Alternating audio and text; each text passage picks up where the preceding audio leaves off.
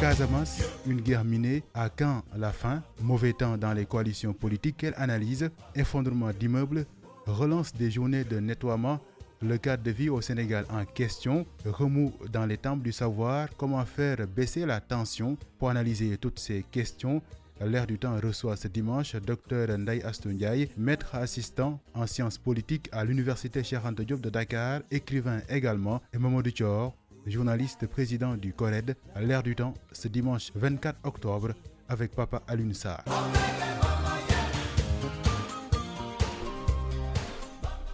Mesdames et messieurs, bonjour, vous êtes sur e-Radio, bienvenue dans l'Air du Temps, votre émission hebdomadaire qui passe au crible l'actualité de la semaine. Nous allons prendre la direction du Sud dès le début de ces échanges, c'est pour parler du conflit casamançais avec les derniers développements sanglants, la politique au menu du débat également, le cadre de vie également, de même que l'éducation. Deux invités dans ce studio comme d'habitude, Dr Ndaye Astou Ndiaye, bonjour. Bonjour, monsieur Sarr. Vous êtes maître assistant en sciences politiques à l'Université Cheikh Anta Diop de Dakar, écrivain également, auteur de 2 ouvrages. Nous sommes également avec Mamadou Thior. Bonjour. Bonjour, Papa Valé. Vous êtes journaliste, président du CORED. CORED, c'est le comité d'observation des règles d'éthique et de déontologie. 10h11 à Ziguinchor, l'Air du Temps, et c'est parti. Au lieu de 6, 5 morts. Donc c'est un accident, dit-on, par mine. Quand bien même je ne suis pas encore parti sur place. Voilà, donc c'est fâcheux et tout le monde le regrette. Il faut s'incliner devant la mémoire de ces disparus. Et nous sommes en train de dérouler le déminage humanitaire conformément à la charte de la Convention dite d'Ottawa sur les mines antipersonnelles et les restes explosifs de guerre. Alors, au départ, nous avions 3 régions sud du pays, notamment Ziguinchor, Sédhiou et Kolda. À ce jour, nous avons bouclé la région de Kolda.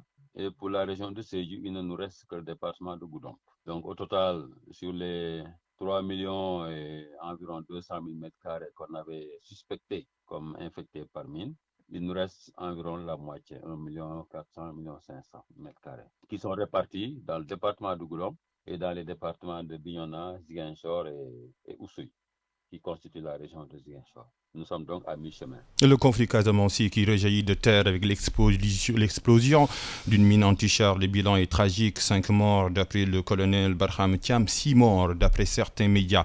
Des élèves et des étudiants résidant dans le village de Kandiadjou, près de la frontière gambienne. Les victimes étaient à bord d'une calèche. La mort tirée par un cheval. Le conflit casamançais se met au trot.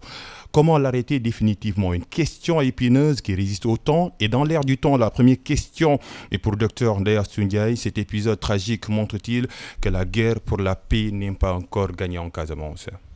Merci beaucoup, Pape Sarr. Permettez-moi de saluer vos auditeurs et les auditrices, ainsi que vos téléspectatrices et téléspectateurs. Je salue aussi monsieur Thior en cette occasion. La guerre n'est pas terminée. Qu'est-ce qu'il faut faire pour qu'elle connaisse une fin? Je pense qu'il faut voir la chose sous 2 angles. Le premier, c'est sous l'angle militaro-étatico-rebelle, c'est-à-dire, et sur ce point, on va dire que l'État est en train de faire un travail extraordinaire depuis un moment. Les militaires aussi, depuis près de 40 ans, parce qu'il ne faut pas oublier que ce conflit casamançais est la plus ancienne tension en Afrique. Oui. Près de 40 ans, 4 décennies, c'est pas 2 jours, c'est pas, et beaucoup de pertes en vies humaines. Il faudrait cependant magnifier le travail fait aussi bien par l'État, aussi bien par les rebelles que par les militaires. Oui. Faut pas l'oublier, c'est un travail considérable qui a été fait. Et sur le plan social, ça c'était sous vraiment l'angle militaro-étatique ou rebelle, comme je disais, et sous l'angle social. Je pense que la fin de cette guerre, pour que cette guerre connaisse une épilogue, il faudrait quand même ramener la chose au social. C'est-à-dire qu'il y a un manque d'infrastructures en Casamance. Il y a un problème de pauvreté qui est vraiment très prégnant, et un problème qu'il faudrait régler. L'oisiveté est la mère des vices. Oui. Ça permet aux gens de pouvoir se consacrer à des choses peu catholiques ou pas catholiques. Et donc, l'armée se renouvelle. Et les groupes rebelles aussi ont tendance à se renouveler. Comment? Avec quel objectif? Quel était vraiment l'objet de cette guerre? On ne le sait plus. Les Sénégalais ne sont pas assez informés par rapport à cette question-là. Et pour en revenir au manque d'infrastructures, au manque d'écoles, on se rend compte aujourd'hui de plus en plus que des jeunes de la Casamance font des kilomètres pour rejoindre des salles de classe qui n'en sont pas une en fait en réalité, qui ne sont pas des salles de classe, c'est des abris provisoires. Ça peut faire que le maintien à l'école ne puisse pas se suivre. Et donc, ce sont des causes vraiment très endogènes à la guerre en Casamance, au conflit casamancé, auquel il faudrait vraiment remédier, parce que ce qui doit être fait sur le plan militaire est fait. Et fait depuis des années. Il faudrait remercier l'armée sénégalaise pour ça et puis encourager l'État à poser encore des actes beaucoup plus forts pour résoudre ce problème une bonne fois pour toutes. Et Mamadou Thior, au mois de juin dernier, au moins 3 morts, une dizaine de blessés dans l'explosion d'une mine antichar. Le danger est-il toujours là malgré les opérations de déminage? Oui, merci Papa Lune. D'abord, saluer ma co-débattrice, Dr Ndiaye. Les auditrices et les auditeurs qui nous écoutent préciser que le C de Corrède, ça renvoie à conseil, donc conseil, au lieu de comité. Mais par rapport à cette actualité tragique, ça a au moins le mérite de nous rappeler un peu la fragilité de cette belle région de Casamance. Parce que souvent on n'en parle pas assez, mais le drame de cette région, c'est ces mines antipersonnelles qui sont toujours enfouies sur terre. Et je pense que c'est là où nous devons mettre toute notre énergie pour faire en sorte de déminer cette belle région de Casamance. Parce que, comme le rappelait tout à l'heure le docteur, il y a d'énormes potentialités dans cette région. Mais malheureusement, quand vous voulez, par exemple, vous lancer dans l'agriculture avec des terres minées, il y a un énorme risque. Et vous voyez que les victimes de cette tragédie, on parle d'élèves et d'étudiants, ça rend la chose d'autant plus tragique parce que c'est des jeunes qui étaient peut-être appelés à devenir des quelqu'un, comme on dit. Exactement. Malheureusement, qui sont tombés de façon tragique. Je pense que là où l'État doit davantage mettre l'accent, parce que quoi qu'on puisse dire, il faut reconnaître que la paix quand même s'est installée durablement en Casamance. Mais une paix bancale quand même. Je dirais même pas bancale. Il faut saluer parce que comparé aux années dernières, où il y avait une vive tension, où Salif Sadio faisait la pluie et le beau temps, on a vu que l'armée a fait des ratissages et même dans beaucoup de villages où personne ne s'est hasardé, les gens sont revenus. Et comme le disait le docteur, il faut faire en sorte que ces gens qui reviennent, parce que quand il y a déplacement, il y a beaucoup d'enfants qui sont déscolarisés et ça c'est un autre problème. Donc on est en train d'hypothéquer leur avenir. Donc il faut faire en sorte de pacifier, mais la pacification passe par un déminage. Il faut mettre les moyens qu'il faut, parce que moi en 2006 j'ai fait une enquête là-bas où j'ai rencontré une dame, ça m'a bouleversé, qui a perdu les 2 jambes et qui était allée chercher de la nourriture pour sa famille. Et la pauvre dame, son mari l'a abandonnée parce que simplement elle n'avait plus ses 2 pieds. Et il y a beaucoup d'histoires comme ça en Casamance quand vous y allez, des victimes de mines, mais qui sont dans la galère. Parce que quand vous êtes victime de mines, vous représentez à la limite un fardeau pour vos familles, parce que vous n'êtes plus bon ou bon à rien. Je le dis en plaisantant un peu, mais c'est ça la réalité. Et je pense que c'est l'occasion pour le gouvernement je sais qu'il y a des efforts qu'ils sont en train de faire, mais davantage d'efforts pour déminer, parce que quand vous regardez la carte du Sénégal, la Casamance, c'est pas aussi vaste peut-être que la région de Tambacounda. Donc si avec peu d'efforts, on peut arriver à déminer, parce que c'est là l'enjeu fondamental. Et c'est déminer la Casamance pour permettre aux Casamancés vraiment de revenir et de s'occuper, parce que c'est des travailleurs. Souvent on le dit, c'est mes cousins, quand on dit qu'il faut gum service ni bouton comme on dit là, souvent on le dit parce que c'est des gens travailleurs. Donc je pense que c'est de ce côté-là qu'il faut mettre l'accent. Un pommeau vert, Mémini, Mamadou Thior vient de parler de peu d'efforts, mais beaucoup d'efforts peut-être, parce que selon le Centre national d'action anti-mine du Sénégal, plus d'1 million de mètres carrés restent à déminer. Non seulement il y a la présence des membres du MFDC, mais également il y a le coût financier qui est estimé 1 mètre carré 5 000 francs CFA. Le coût financier est énorme. Ensuite, il y a l'obstacle tout simplement des rebelles du MFDC pour déminer les terres en Casamance. Oui, le coût est énorme, mais il y a des priorités. on ne peut pas parler de la Casamance comme étant un grenier dans ce pays et négliger certaines choses. Oui. Le déminage doit être aujourd'hui une priorité pour l'État, une priorité pour ses partenaires. Rentrer dans le cadre du partenariat public-privé, parce que l'ONG Handicap International, qui est devenue, je pense, Humanité Inclusion, a fait beaucoup de travail allant dans ce sens. Je me rappelle, en 2019, j'y étais, et ils ont abandonné une opération de déminage au bout de 4 mois, parce qu'en réalité, il y avait un manque de moyens. Oui. L'État ne suivait pas, il n'avait plus d'interlocuteurs à un certain moment. Donc ça, ce sont des choses graves auxquelles il faudrait quand même remédier. Mettre l'accent sur ce déminage-là, comme l'a dit tout à l'heure monsieur Thior, et puis surtout faire revenir les familles, leur montrer que l'espoir est encore là. Si on veut vraiment désenclaver la Casamance et permettre aux gens d'en finir une bonne fois avec cette guerre, il faut en faire une priorité et puis mettre au parfum les Sénégalais pour qu'ils sachent ce qui se passe, les choses graves qui peuvent se passer dans cette zone-là. L'armée a repris la quasi-totalité des bases qui étaient aux mains des rebelles indépendantistes du mouvement des forces démocratiques de la Casamance, le MFDC, mais avec ces mines, Mamadou Thior, ces rebelles sont toujours là. Oui, parce que c'est l'arme qu'ont ces rebelles pour se faire respecter.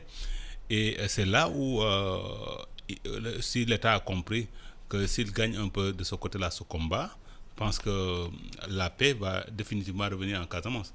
Parce qu'aujourd'hui, quel que soit le coût, oui. Vous parliez un peu de coût exorbitant, mais vous savez, on va parler de politique tout à l'heure, les gens ne lésinent pas sur les moyens. Quand il s'agit d'organiser des élections, ça, c'est donc l'avenir d'une région qui Docteur Ndayastoundiaye parlait tout à l'heure de priorité. Oui, de priorité. Et quand on voit un peu ce que représente cette partie du Sénégal, c'est un grenier, comme le disait docteur Ndiaye.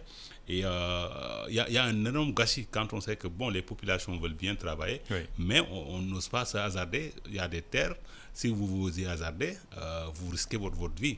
Et je pense que c'est là où on doit faire davantage d'efforts pour faire en sorte de mettre les moyens qu'il faut, quel que soit le coût, déminer et faire revenir les populations. Parce qu'aujourd'hui, ils ont quand même réussi, notre armée nationale, à donc repousser un peu ces rebelles-là très très loin pour faire en sorte que dans certains villages qui étaient jadis abandonnés, les gens sont en train de revenir.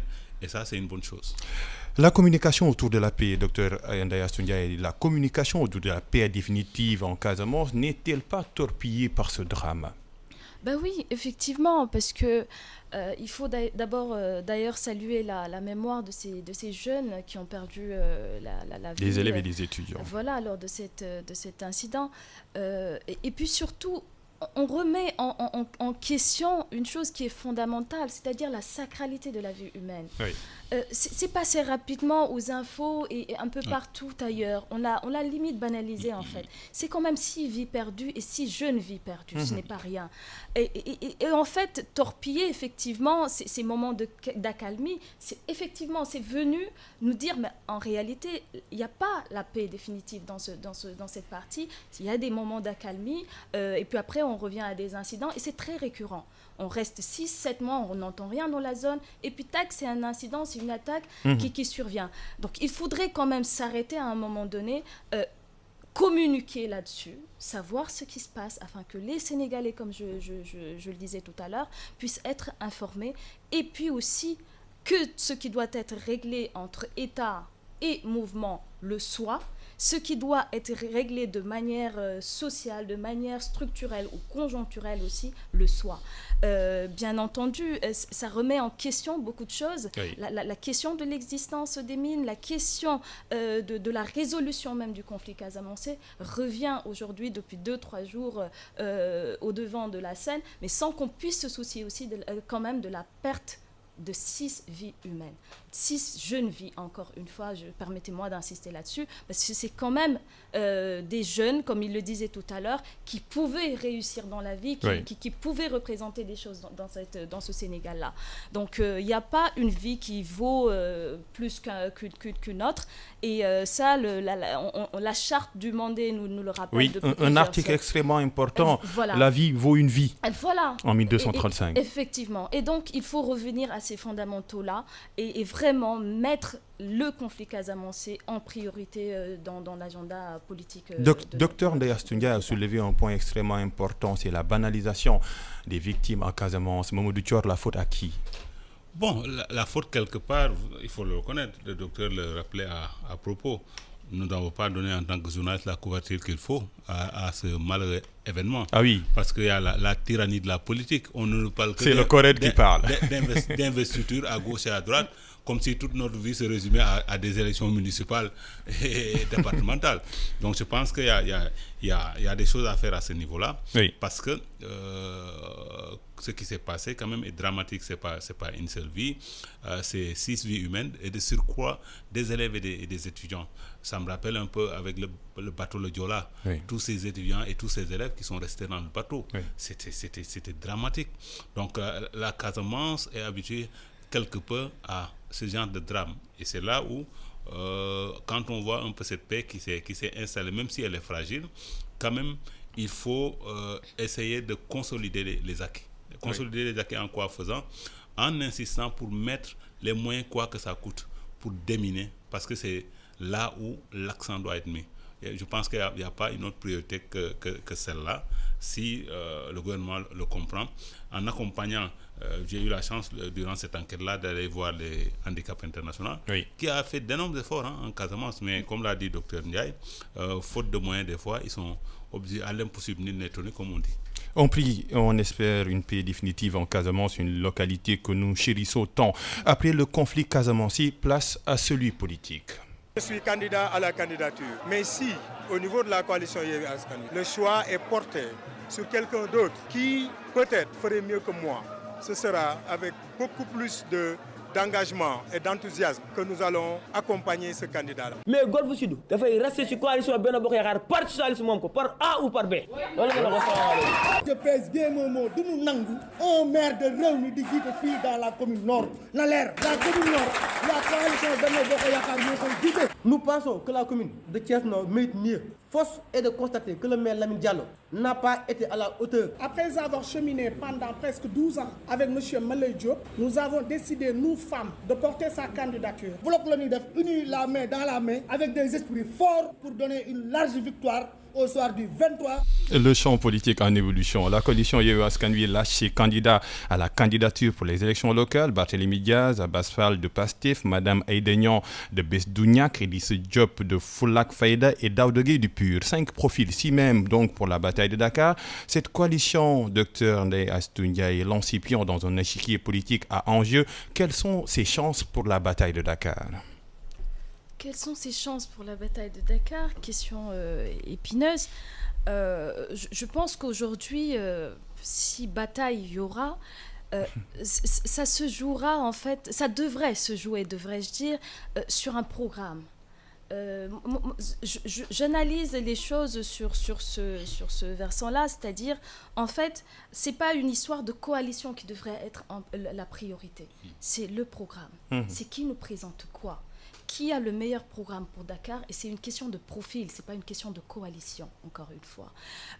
Pour gagner une bataille au niveau local, il faudrait que les populations donnent leur approbation. Et donner leur approbation, c'est voir en fait qui peut leur apporter quelque chose et des choses qui sont factuelles, qui sont visibles. Et c'est pour cette raison que je me sens gênée par ces histoires de coalition au niveau local. Je me dis en fait quel est l'intérêt, quel est l'objectif, quel est le but, que quelqu'un de Benno Bokk Yaakaar ou de Rewmi ou de Wallu Askan Wi ou de Ben Bokk Gis Gis, je cite comme ça, parti et coalition, gagne Dakar ou gagne Thiès, c'est pas ce qui est important, c'est qui le gagne et pourquoi. Et là, aujourd'hui, les populations devraient se tourner vers là. Qui peut leur apporter quoi? C'est pas une question de coalition, c'est pas une question de parti politique, c'est une question d'individu. Quel programme, quelle priorité, qui peut, pour moi qui suis de Thiès, qui peut faire qu'aujourd'hui je puisse me sentir bien quand je vais à Thiès, que les Thiessois aient moins de chômage, ressentent moins le poids du chômage, ressentent moins le poids du changement climatique, entre autres questions. Et le débat devrait se trouver là. C'est dommage aujourd'hui qu'on ait des querelles de coalition telle et avec ceci. On a 4-5 groupes. Là n'est pas la priorité, encore une fois.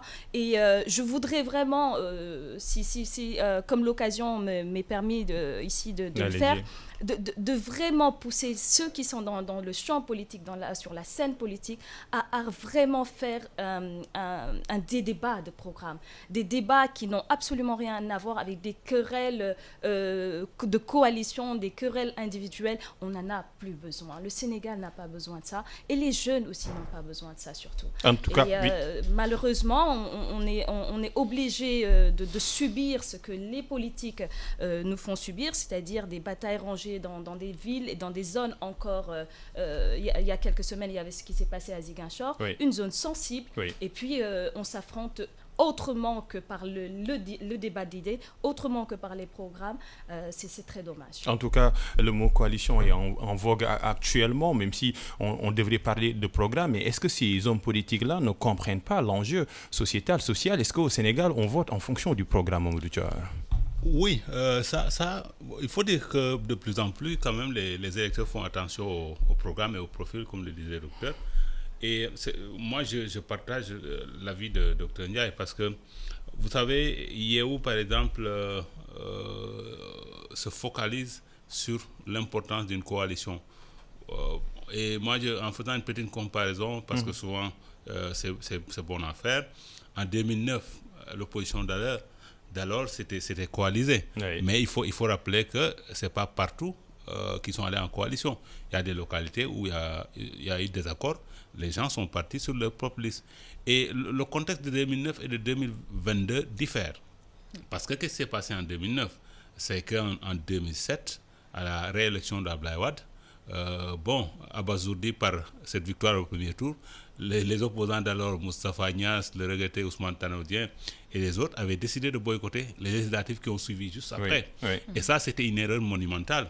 Donc, en boycottant l'Assemblée qui était devenue monocolore, ils n'avaient plus voix au chapitre. Oui. Mais heureusement pour eux, ils ont inventé les assises nationales en 2008 qui leur a permis de se projeter en direction de 2012. Et heureusement, la seule élection qui leur restait, c'est les élections municipales de 2009.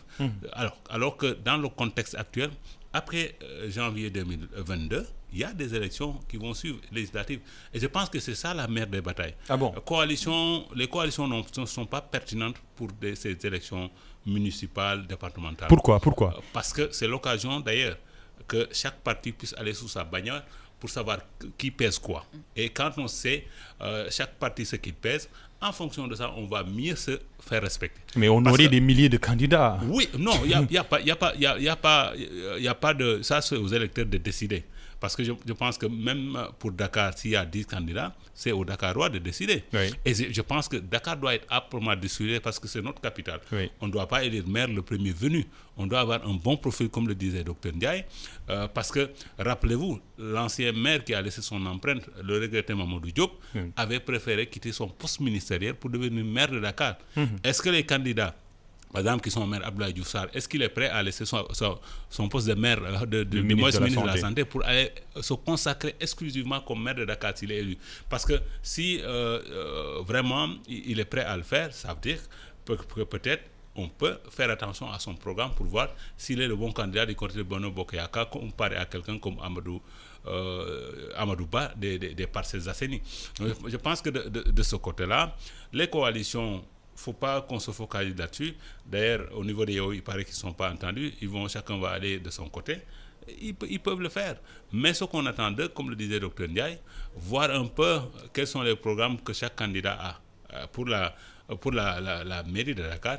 Et en fonction de ça, les électeurs, c'est aux électeurs de décider.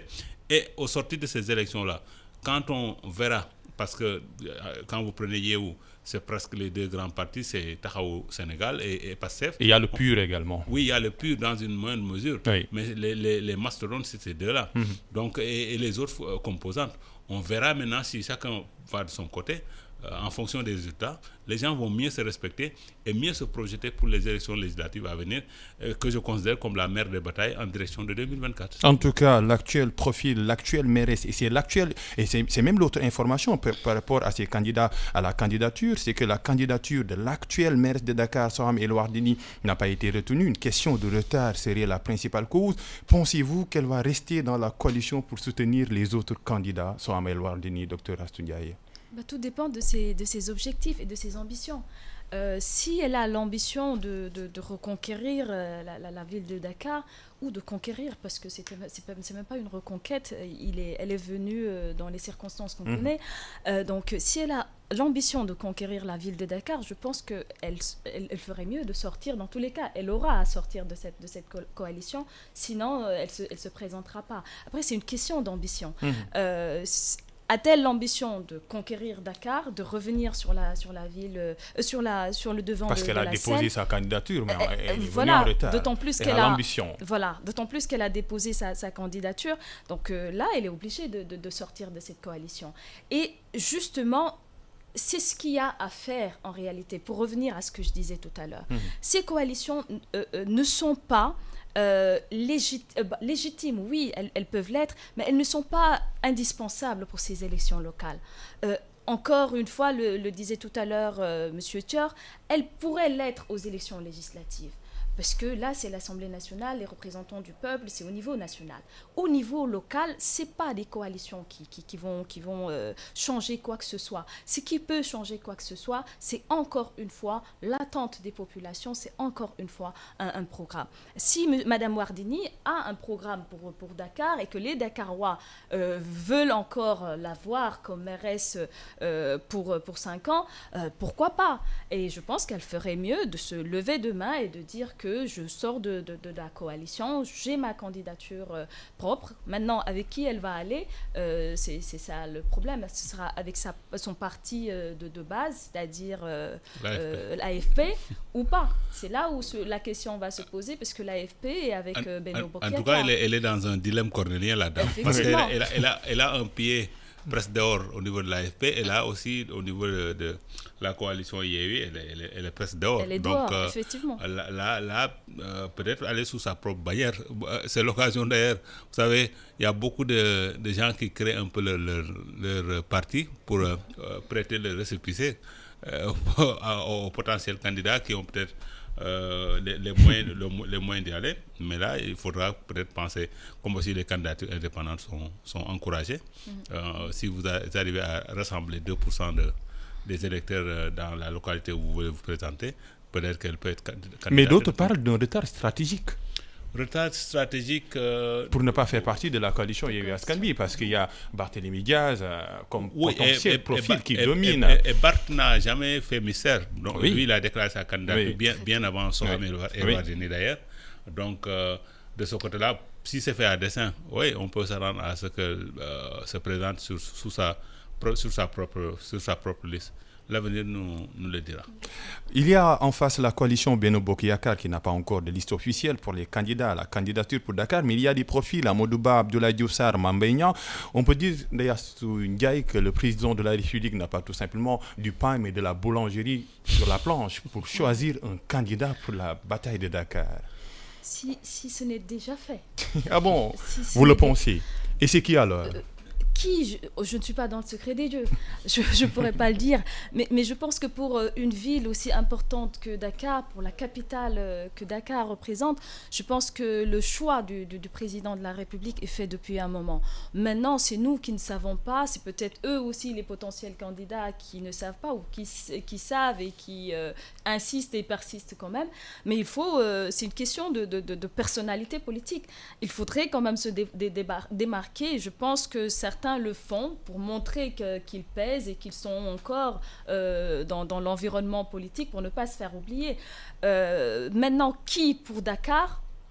on ne sait pas, à eux de choisir. Ça ne devrait pas être le choix du président, par contre. En tout cas, il l'a dit. Voilà, ça ne devrait pas être le choix du président, par contre. Ça devrait être vraiment quelque chose de réfléchi par rapport à chacun d'entre eux, qui veut, qui peut et comment y aller. C'est là où se trouve la problématique. Mais pas un choix venant du centre, c'est-à-dire du président de la République. On a entendu cette semaine que c'était le cas, il préfère les anciens maires qu'il était là et qu'il aurait opté pour leur reconduite. Et c'est ce qui se passe, on voit ce qui se passe actuellement au sein de Benno Bokk Yakaar à Saint-Louis.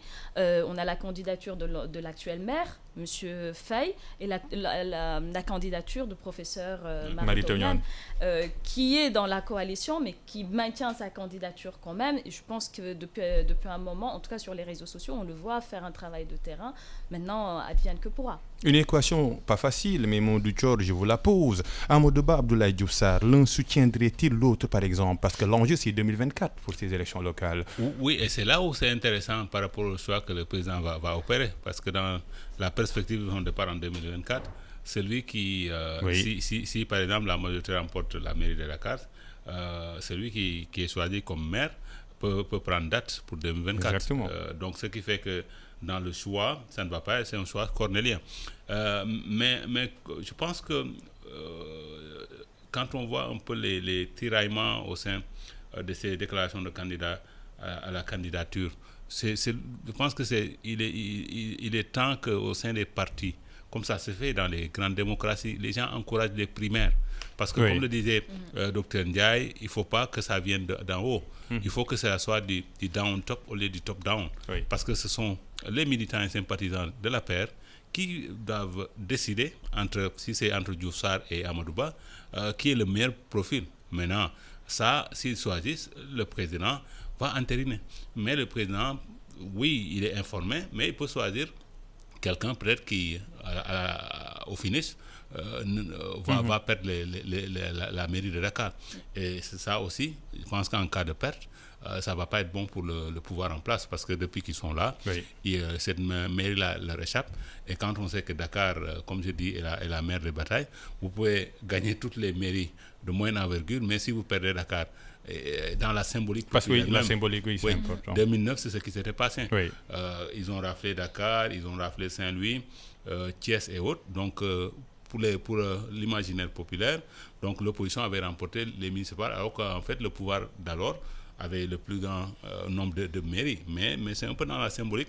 Et ça avait galvanisé un peu cette opposition-là en direction 2012. Donc, en 2022, cette opposition voudrait un peu rééditer ce coup-là. Et je pense que le pouvoir aussi a compris les enjeux. Et parlons maintenant de la troisième coalition, c'est celle de Wallu-Sénégal incarnée par les libéraux. Peut-elle, Dr Ndeye Astou Ndiaye, réellement peser sur la balance, vu la force de ces deux coalitions, Yewwi Askan Wi et Benno Bokk Yakaar?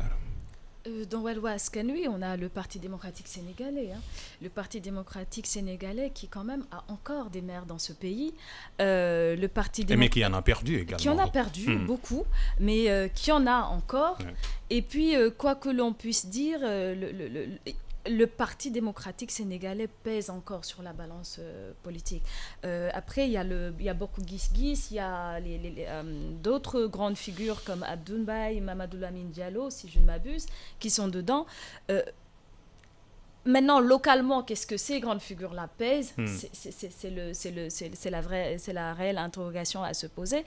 Mais je pense que cette coalition pourrait quand même, si elle tient jusqu'au bout, et c'est valable pour toutes les autres coalitions, si elles tiennent jusqu'en janvier 2023, jusqu'au 2021, jusqu'au 23 janvier 2022, pardonnez-moi, elle pourra gagner quelques sièges, elle pourra s'en sortir. En tout cas, il y a des divisions qui sont déjà là. Le PDS qui réclame 42 conseils départementaux sur les 46, ne laissant ainsi que 4 conseils à ses alliés composés d'AJ-PADS, PADS, Bokk Gis-Gis, CRD de John. Les autres partis, comme celui de Pape Diop, sont contre une coalition en zone de turbulence. Oui, et pourtant, je trouve que c'est une coalition naturelle, le Wallu-Sénégal. Parce que quand vous regardez, Pape Diop était du PDS. Donc, quelque part, c'est des gens qui s'entendent. C'est pas, comme on dit, une coalition contre nature.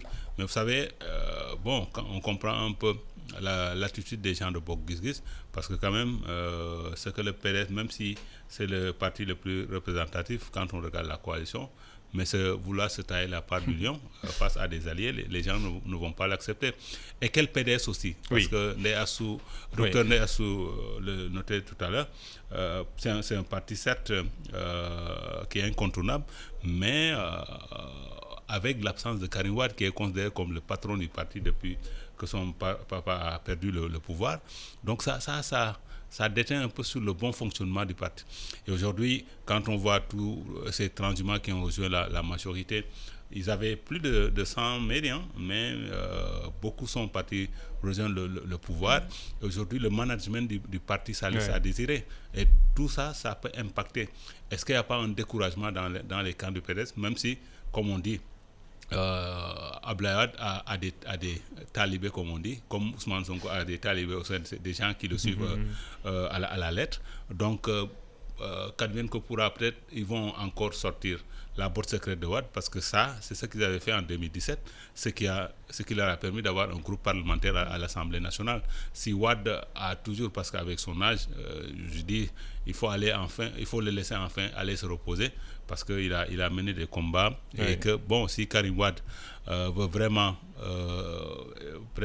prendre le relais en 2024, il doit accepter de venir mouiller maillot, parce qu'il ne sert à rien de vouloir faire cette fuite en avant. On dit oui, il peut pas revenir. Vous le pensez, c'est une fuite en avant? Oui, parce que on dit oui, il peut pas revenir. Mais vous savez, en politique, il faut prendre des risques. Si par exemple, il y a une épée de Damoclès qui pèse sur lui, c'est à lui de se battre, quitte à peut-être faire son barreau d'honneur pour revenir. Parce que s'il revient, c'est quoi? On va le remettre en prison. Il a été en prison. Tout ça, c'est la prison, comme le disait son père, c'est un bonus pour un homme ou une femme politique. Il ne doit pas avoir peur d'aller en prison. On les oublie parfois à cause des coalitions. Et les candidats indépendants dans tout ce débat, Dr Ndeye Assou Ndiaye. Oui, effectivement, c'est pour ça que ce que je disais tout à l'heure me semblait important. C'est-à-dire, en fait, aujourd'hui, on ne met pas l'accent sur le candidat. On entend les coalitions un peu partout. Tout au début, vous le disiez, le mot coalition est aujourd'hui vraiment connu de tous. Vraiment, c'est un mot en vogue. Même les petits-enfants savent maintenant ce que c'est qu'une coalition, parce que depuis 2-3 mois, on n'entend parler que de cela. Et du coup, on met un peu de côté les candidatures indépendantes. On ne sait même pas qui est candidat indépendant ou qui ne l'est pas. C'est peut-être les grandes figures encore qui sortent des coalitions, comme ça pourra être le cas de Soham Wardini, qu'on va mettre au devant. Mais je pense en fait que vraiment pour des élections locales, ce qui est important justement, c'est des candidatures importantes, c'est des candidatures indépendantes. Plus que même des candidatures de partis politiques, etc. Pourquoi? Parce que un homme d'affaires peut se lever un jour par amour pour sa patrie, pour sa localité, son terroir, investir, faire venir des partenaires et puis vouloir être maire de sa localité. Peu importe. Ce qui est important, c'est de savoir si c'est quelqu'un qui est digne de foi, si c'est quelqu'un qui a toutes les qualités pour diriger, pour être le maire de sa localité. C'est ce qui doit primer en fait, et c'est ce qu'on doit mettre en avant. Et tant qu'on ne le fera pas, on aura beau parler de développement de localité, de décentralisation, de tout ce qu'on veut, mais on n'aura pas les bons hommes aux bons endroits. Oui, mais il y a tellement d'obstacles sur leur chemin, la caution, le parrainage également, les coalitions ensuite, que de choses trappent quand même pour les candidats indépendants. Oui, je pense que la caution n'a pas sa raison d'être. Ils l'ont dénoncé, les candidats indépendants. Oui, je pense que quand on existe des parrainages, c'est bon pour quelqu'un qui veut devenir maire de sa localité de montrer qu'il a une certaine représentation. Au moins 2%. Absolument. Et je pense que c'est là où les parrainages sont intéressants. Mais on aurait pu leur épargner la caution. Parce que même pour les élections locales, c'est la première fois qu'il y a caution. Donc c'est un peu pour dissuader toutes ces candidatures farfelues. Mais comme l'a dit Dr Ndeye Assou Ndiaye, bon, c'est des candidatures à encourager, parce que souvent il y a de très bons profils parmi les candidats indépendants, parce que les mairies, c'est des gestions de proximité. Oui. Et quand on parle de proximité, il n'y a pas meilleur que les gens qui habitent dans ces communes-là pour savoir de quoi ont besoin leur localité. Trop d'obstacles sur les chemins des candidats indépendants, sur les chemins d'école également, il y a beaucoup de contraintes. Après avoir tenu une grève de la faim, ici même, le recteur nous avait appelés. Après discussion, il y avait des promesses venant de l'autorité, disant qu'on va consulter à nouveau tous les dossiers, chose qui n'a pas encore été faite. Parce que jusque-là, ils ne peuvent pas prouver que X a été sanctionné sur une base palpable. Non, ils ne peuvent pas le prouver. Ils l'ont fait par hasard. À la Cour suprême, on compte faire un sitting, n'est-ce pas? On avait déposé une lettre au niveau de la préfecture, dire au préfet que nous, étudiants, arbitrairement sanctionnés, on va au moins observer un sitting ici, à la Cour suprême. Le collectif des étudiants est suspendu et où exclu, le collectif a fait ce sitting devant la Cour suprême. Il y a eu des arrestations. Et comprenez-vous leur réaction, Dr Ndaya Ndiaye? Comprendre leur réaction, oui, c'est une réaction humaine que de vouloir manifester sa colère. Mais en même temps, ce sont des décisions qui ont été prises par un collège lors d'une assemblée. Le conseil de discipline de l'UQAD. Il y a eu un conseil de discipline d'abord facultaire, ensuite un conseil au niveau de l'UQAD. Ce qui veut dire que certainement, les choses n'ont pas été prises à la légère. Ils n'ont pas pris des décisions comme ça de manière banale, parce que quand même c'est l'avenir des étudiants qui est en jeu. Donc ça ne peut pas être une décision banale ou une décision fortuite. C'est vraiment des décisions qui ont été prises parce que tout simplement jugées, je pense, valables et légitimes. Ce que je voudrais dire par là, c'est qu'en fait, nous qui sommes à l'université Cheikh Anta Diop, moi, ça m'a étonnée quand je suis revenue au Sénégal, chez moi, et que je vois que tous les ans, il y a un même problème qui se passe. On voit des étudiants porter des t-shirts en bleu, orange, jaune. À chaque fois, je me posais la question, mais qu'est-ce qui se passe? On me dit, ce sont les amicales. Je dis, mais qu'est-ce qui explique l'existence des amicales? Moi, j'ai une position assez fermée par rapport à ces amicales-là. Pourquoi ne pas en faire des syndicats structurés avec des élections dignes de ce nom et qui prennent une journée et puis c'est tout. Mais on reste parfois 2-3 jours sans enseignement aucun dans une faculté parce qu'il y a des élections d'amicales. C'est pas normal. C'est pas normal, rien ne le justifie. Et on voit des étudiants qui portent des coups, qui rentrent dans une certaine violence démesurée. On se pose la question de savoir, mais pourquoi tant de violence?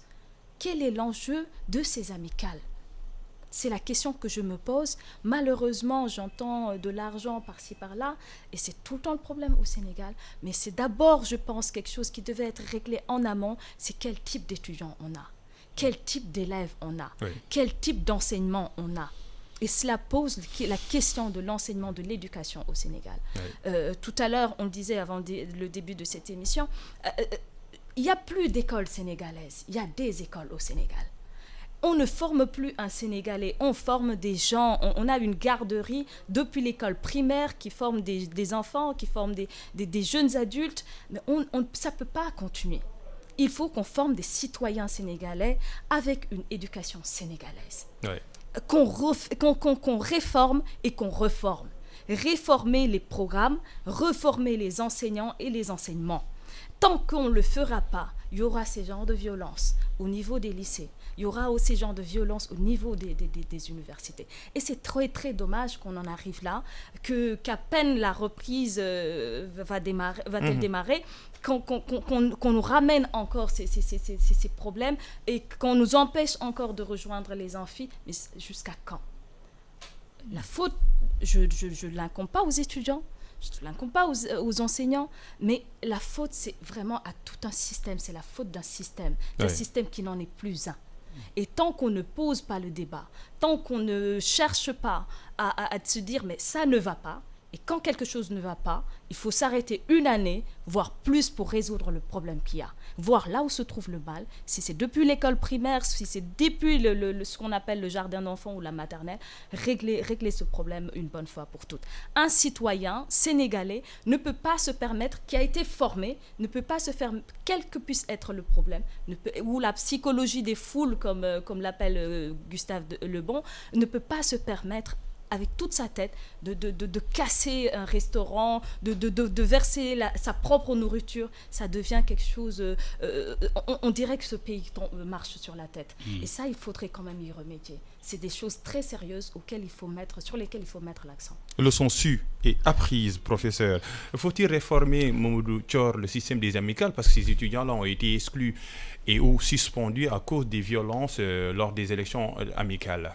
Oui, le maître mot, c'est la réforme, hein, parce que, vous savez, on a accordé trop d'importance à ces amicales-là quand nous qui sommes passés par là. Donc, d'année en année, les choses sont allées de mal en pis, parce que, bon, on leur a donné une force qui les a dépassés. Mais en termes de réforme aussi, il faut qu'on réforme les curricula, ce qui est enseigné pour un Sénégalais de type nouveau. Parce que souvent, quand on regarde certaines matières, pour former des citoyens, je pense que moi, je suis d'avis avec ceux qui disent qu'il faut, par exemple, l'éducation civique doit revenir à l'école. Parce que les gens qui sont un peu plus anciens comme nous, qui ont cette chance-là, je pense que les gens sont beaucoup plus regardants par rapport au comportement. Et sortir la politique de l'université. Vous savez aussi, les étudiants ont le droit d'appartenir à des partis politiques, mais dans l'espace universitaire, s'ils veulent faire de la politique, il y a des permanences de partis. Ils peuvent aller dans ces permanences-là, faire leur politique et garder, donc épargner l'université. Parce que ça aussi, ça crée des problèmes. Oui. Le pouvoir en place à ces étudiants, les différents partis de l'opposition, et ça aussi, ça crée des frictions. Je pense que de ce côté-là, on ne dit pas que les étudiants ne doivent pas faire de la politique, mais au sein de l'espace universitaire, ils sont là-bas pour étudier et ils doivent se focaliser sur ça. Par rapport à ces étudiants sanctionnés, c'est très dommage, mais comme l'a dit Dr Ndeya Soundiaye, quand on sait un peu comment fonctionne l'université, je ne crois pas que ces décisions aient été prises à la légère, parce qu'un conseil de discipline, c'est sur des preuves matérielles. Je pense que s'il y a possibilité peut-être de peut-être pardonner et d'attirer l'attention des gens qui sont sanctionnés, que la prochaine fois, c'est le renvoi définitif. S'il y a possibilité de pardonner pour une fois, c'est bien, mais en étant ferme. Mais aujourd'hui, je pense que l'université a besoin de réformes, et au-delà même de l'école sénégalaise. Oui. Parce qu'on parlait des élections municipales. Vous savez, pour montrer l'importance des établissements scolaires, surtout universitaires, les débats présidentiels aux États-Unis se tiennent dans des universités. Donc les candidats démocrates et républicains viennent tenir leurs débats pour montrer un peu l'importance que ce temple du savoir a un peu dans le monde. Et je pense qu'on peut même imaginer ça au Sénégal. On n'a pas la chance d'avoir des débats présidentiels, mais c'est un format auquel j'ai assisté à plusieurs reprises et que j'ai trouvé, parce que quand vous regardez pendant toute la journée l'université Soisy, mais c'est un grand honneur de recevoir un peu peut-être le futur candidat, le futur président des États-Unis, ou le président qui est en exercice et qui débat avec son challenger. Ce n'est pas rien. Pourquoi pas, Lucas, il faut dépolitiser l'espace universitaire, il faut peut-être dépolitiser l'espace scolaire. On a vu un peu des sacs et des cahiers à l'effigie des candidats aux élections locales. Akolda, le préfet, a Dignette en sortant en communiqué. Un précédent dangereux dans les temples du savoir, le pensez-vous, Dr Ndeya Soundiaye? Très dangereux. Dépolitiser l'espace, le temple du savoir, on va dire, les espaces du savoir, je dirais même pas dépolitiser. comme M. Thior vient de le dire, on peut faire de la politique saine. Les étudiants, le cursus d'un étudiant qui rentre en politique avec des idéologies, avec des débats d'idées, c'est ce dont on a besoin. Que des hommes politiques viennent dans les universités, parler de leur parcours, parler de leur idéologie. Les étudiants en ont besoin pour eux-mêmes se former et se dire que, en fait, c'est possible. Voilà, c'est pas une dépolitisation. On peut faire de la politique dans les universités, mais de manière saine, avec des débats d'idées, avec des programmes, former les étudiants de manière patriotique, de manière citoyenne. C'est de cela dont on a besoin. Pour en revenir à votre question, par rapport à ces effigies-là, ou cahiers, on a vu des sacs aussi, mais c'est un précédent grave.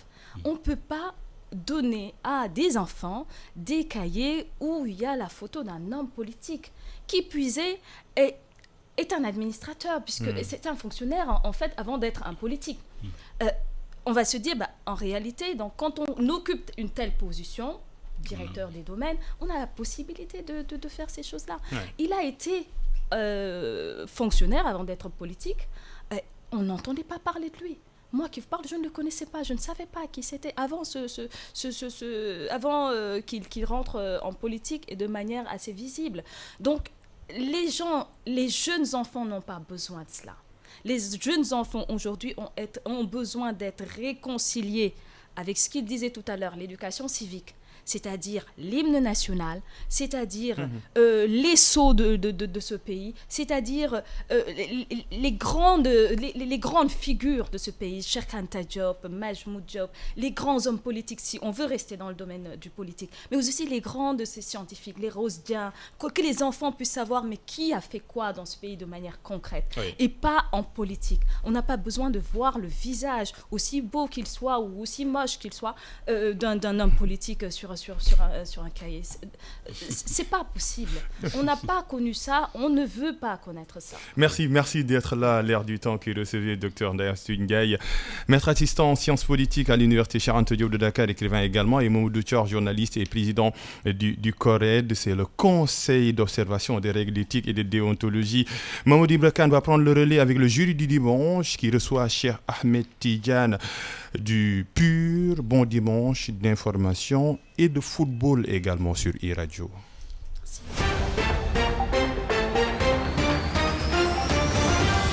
Vous écoutez iRadio.